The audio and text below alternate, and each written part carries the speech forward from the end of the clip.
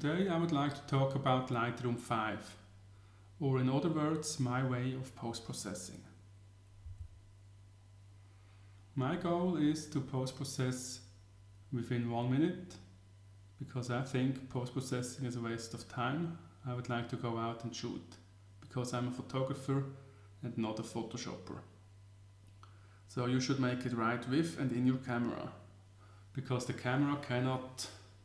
So what the camera cannot, the PC cannot either. And therefore, post-processing is highly overrated. Why do I use Lightroom? For some years I used Apple Aperture, but it seems that they don't further develop it. Lightroom 5 has some great new features, and for me, since it's just a tool for me, I just use what I have or what is more or less usable, and it doesn't really matter if you use Lightroom, Aperture, Photoshop. In the end you have to do your steps, and when you can do that, the tool is fine. And you cannot do a good street photograph within just your PC. Which steps do I take? I straighten and or crop, I make black and white conversion, exposure, correction, add some contrast, which is probably most important, do some clarity, noise reduction, add a vignette, and sharpen. Is there anything else? No, that must be enough. So let me show you how I do it. Switch to Lightroom.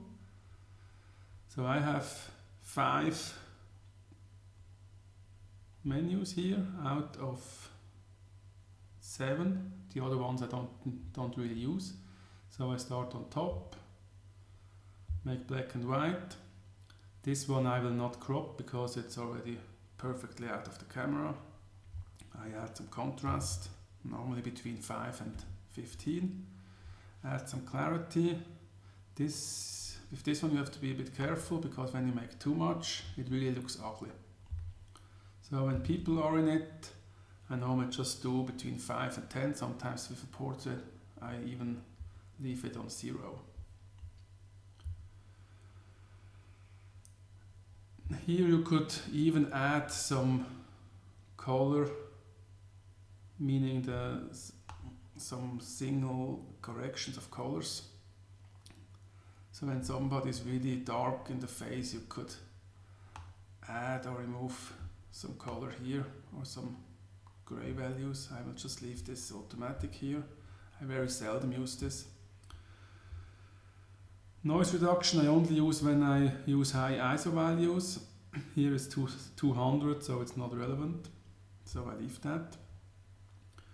Lens correction I will show later, because it's not really relevant in this shot. And I will just add a vignette. Normally this is quite big, maybe something like that. The midpoint you can define that it is a bit softer, let's say, so 45, and that's it. Maybe a bit more. I like even numbers, so 30. And then while exporting, there is also the option of sharpening. I always use the same export feature, and here I use screen sharpening standard, and that's it. So another photograph.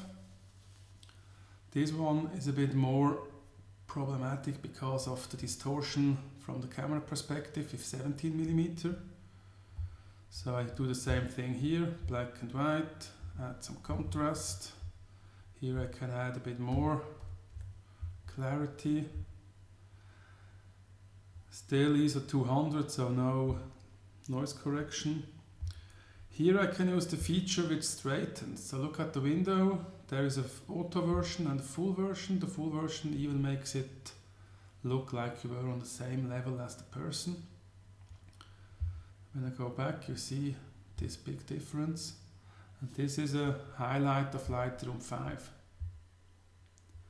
Here also a little bit of vignette in order to make this part here, which was too bright and this too dark, it looks a bit strange, so I add some vignette to cover this. And that's it.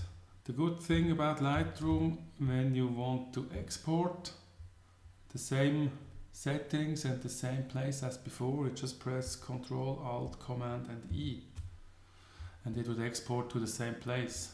Since it's already there, I will just leave it and not export it again. But this makes it very fast. The last example, I used 45mm here, had to stand across the street, so therefore I couldn't perfectly compose this one, so I will use the crop tool to crop a little bit just to make it look better, and on the bottom I just take off the pavement border. And then the same steps, black and white. Here I would add probably a bit more of contrast and a bit more of clarity because it's just pattern. Details, noise correction I don't add. Here the full, yes, the problem is this one you have to do before you crop. Forget about that, I don't use that too often. So first you straighten it with the lens correction tool and then you crop.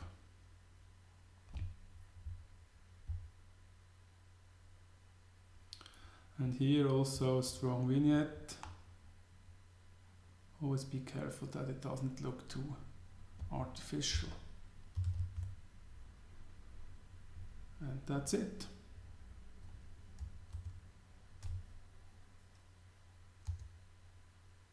Now go out and shoot and forget about post-processing.